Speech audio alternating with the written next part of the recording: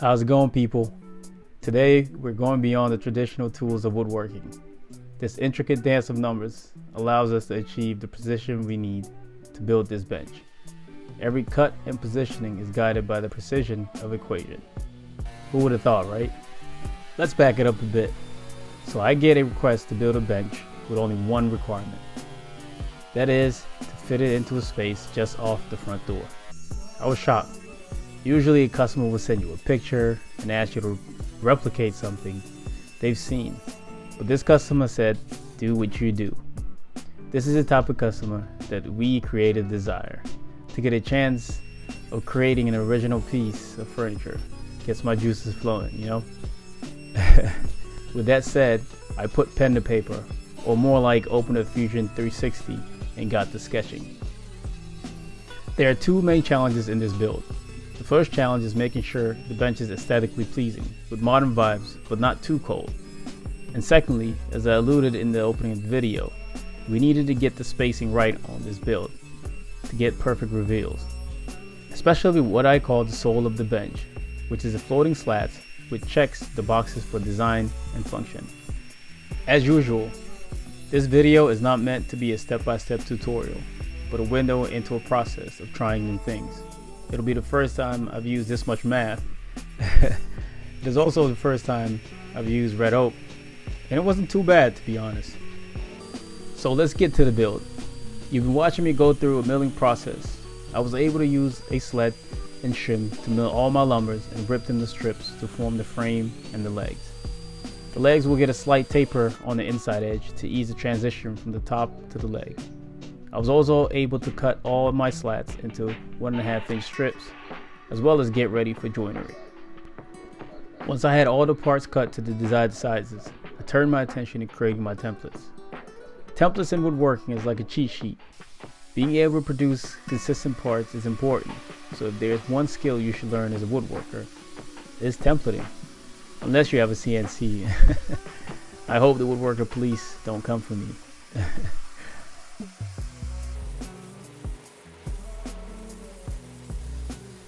So remember the math equations we started with? Well, let's go back to that. To make a long story short though, I needed to find out how to gap the slats and how many slats I needed. The calculations you see will give me all of that information, and also determine whether I should start that first slat at the middle point of the bench, or whether a space will be at the middle of the bench. All of this is a bit nerdy, but you'll see the results soon.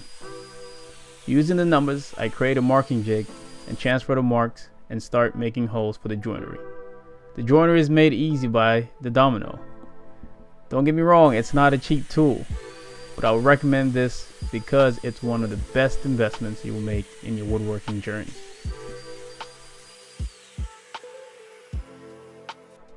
Next, we'll use a template jig that we created earlier. The process goes as follows. Trace the template, cut to the line of the bandsaw, and then tape on the template to the workpiece, and then to the router table to route the design flush.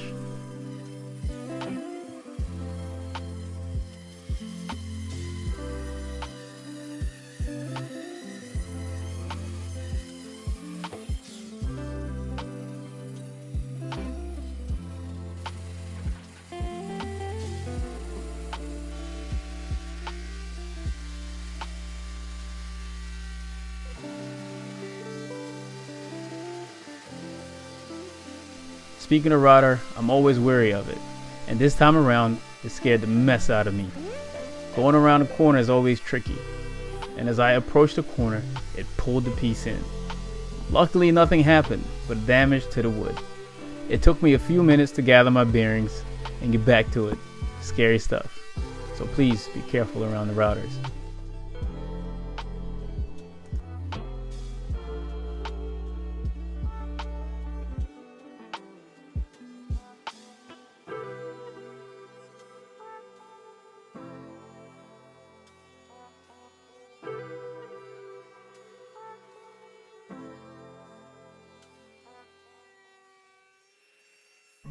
The leg gets a slight taper using my tapering jig.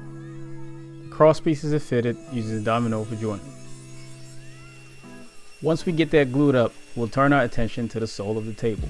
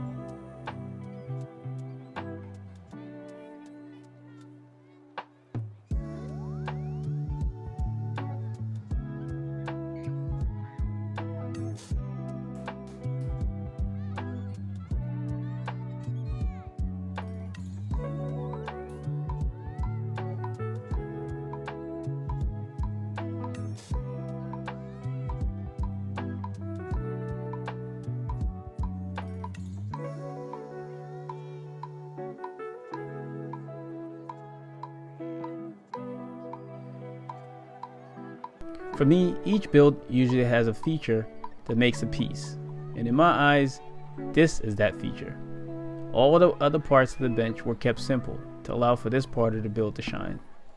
I took to the table saw to mortise the width of the stretcher into the slats to allow them to organically sit onto the stretcher.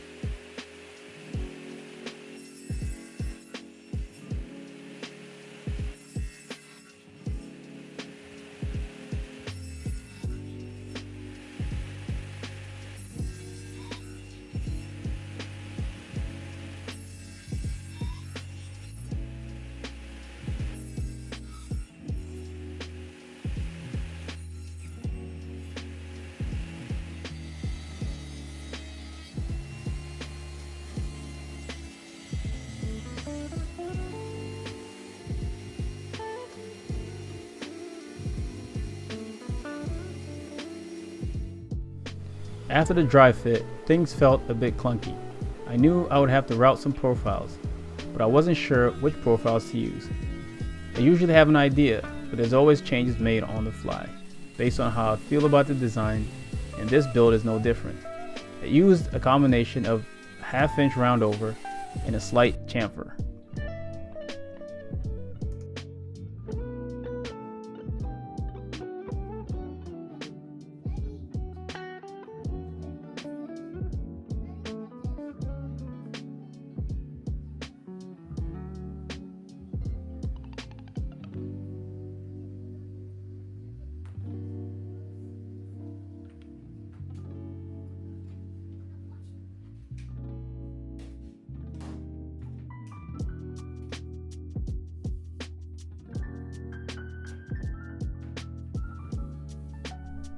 Once all the parts were complete, I had to take care when gluing up the different parts.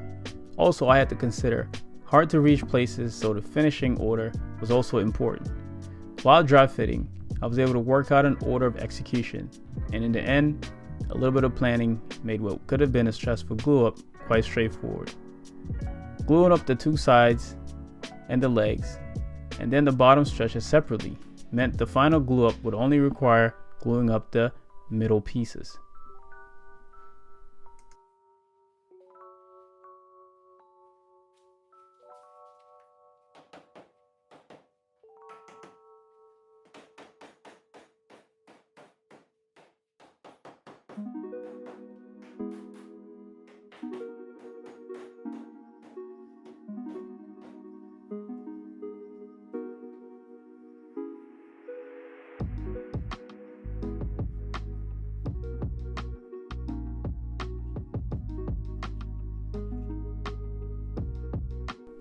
Once I got it out of the clamps, it was time to see how this walnut will complement the stepchild of wood's red oak. Honestly, it looked damn good.